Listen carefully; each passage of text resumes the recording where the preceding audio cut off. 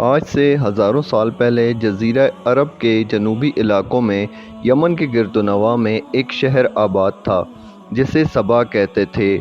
اس شہر میں رہنے والوں کو قوم سبا کہا جاتا تھا۔ یہاں کے لوگ نہایت ہی نعمتوں اور راحتوں میں تھے۔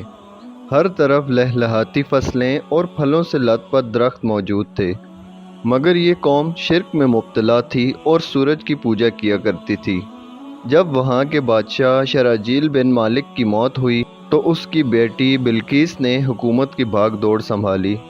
بعض محرکین نے لکھا ہے کہ بلقیس کے والدین میں سے ایک جنات میں سے تھے، مگر اس نظریے کی کوئی واضح دلیل نہیں ملتی۔ ملکہ بلقیس ایک قابل عورت تھی جس نے یمن پر 9 سال خوبصورتی سے حکومت کی تھی۔ دنیا کے بیشتر علاقوں میں جو تجارت ہوتی تھی وہ سبائیوں کے ہاتھ میں تھی۔ یہی وجہ تھی کہ یہ قوم نہایت ہی دولت مند تھی، مگر یہ وہ زمانہ تھا جب مشرق سے مغرب تک ایک عظیم مہد بادشاہ کی طاقتور حکومت اور جاہ و جلال کا ڈنکا بجتا تھا، جسے تاریخ میں سلیمان ابن داؤد کے نام سے جانا جاتا ہے۔ حضرت سلیمان علیہ السلام کی حکومت دنیا کے بیشتر ممالک پر تھی، جس کا دارالخلافہ یروشلم شہر تھا۔ آپ کو ہوا، جنات، جانوروں اور چرند و پرند پر حکمرانی دی گئی تھی۔ ایک دفعہ کا واقعہ ہے کہ حضرت سلیمان علیہ السلام نے دربار لگایا جس میں جن و انس، جانور، چرند و پرند سب حاضر ہوئے، مگر ان کا چہیتا پرندہ ہدہد غائب تھا۔ آپ نے فرمایا کہ ہدہد کہاں ہے، اور پھر کہا کہ ہدہد اگر اپنی غیر حاضری کی کوئی مناسب وجہ نہ بیان کر سکا تو اسے ذبح کر دیا جائے گا۔ ابھی یہ گفتگو ہو ہی رہی تھی کہ ہدہد حاضر ہو گیا۔ پوچھا گیا کہ تم کہاں تھے؟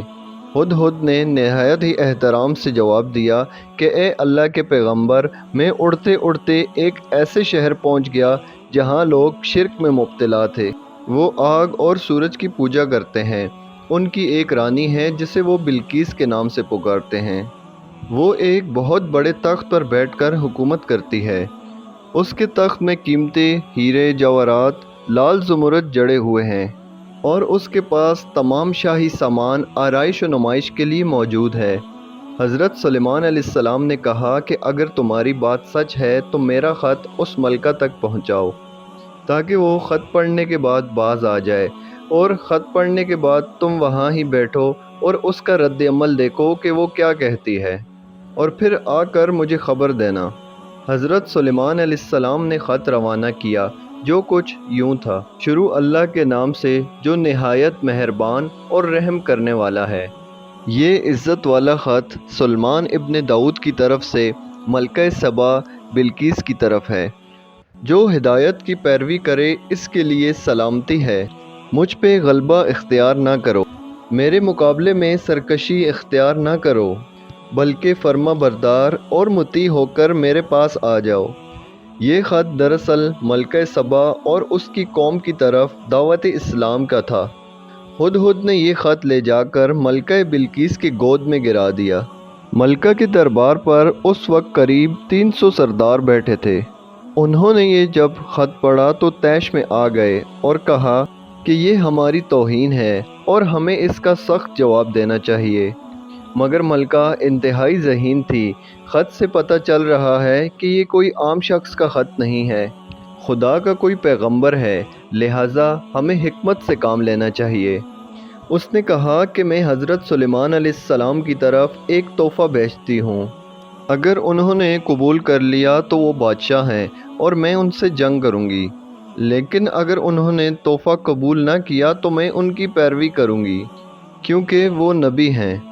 ہدہد یہ ساری گفتگو سن رہا تھا۔ اس نے آ کر حضرت سلیمان علیہ السلام کو ساری بات بتا دی۔ حضرت سلیمان علیہ السلام نے جنات کو حکم دیا کہ شہر میں داخل ہونے والے راستے پر سونے چاندی کی اینٹوں کا فرش بچھا دیا جائے۔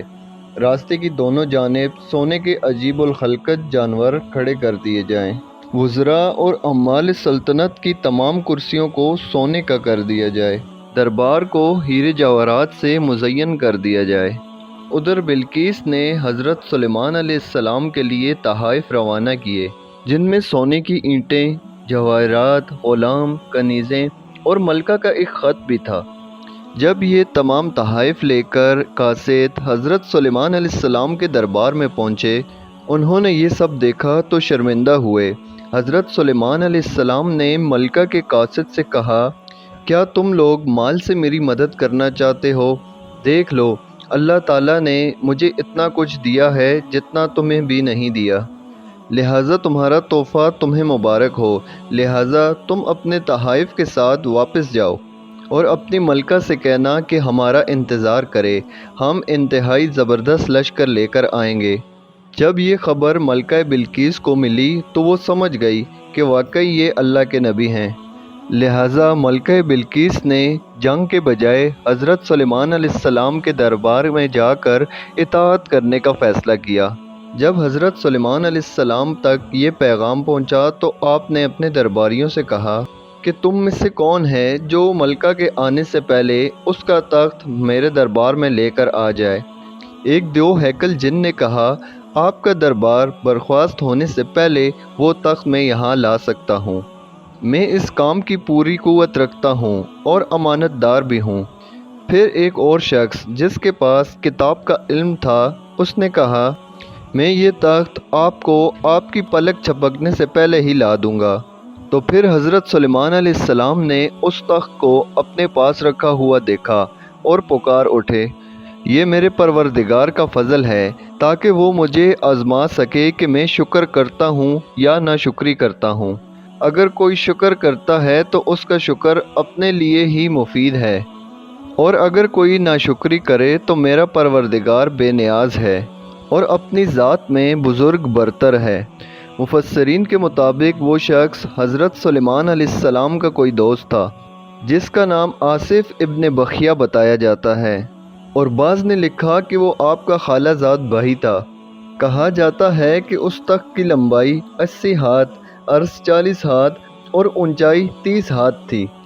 اس تخت میں موتی، سرخ یاقوت اور زمرد جڑے ہوئے تھے۔ حضرت سلیمان علیہ السلام نے اس تخت میں رد و بدل کر دیا اور اسے پہلے سے بھی بہتر بنا دیا۔ جب ملکہ بلقیس حضرت سلیمان علیہ السلام کے دربار میں حاضر ہوئی تو آپ نے پوچھا کہ کیا تمہارا تخت بھی اسی طرح کا ہے؟ اس نے کہا کہ گویا یہ تو بالکل ہو بہو ہے، اور ہمیں تو پہلے ہی معلوم ہو گیا تھا اور ہم فرما بردار ہو چکے ہیں۔ بلقیس کے آنے سے پہلے حضرت سلیمان علیہ السلام نے ایسی عمارت بنانے کا حکم دیا جس کا فرش شیشے کا ہو اور نیچے پانی جاری ہو، پانی میں مچھلیاں اور دوسرے آبی جانور ہوں۔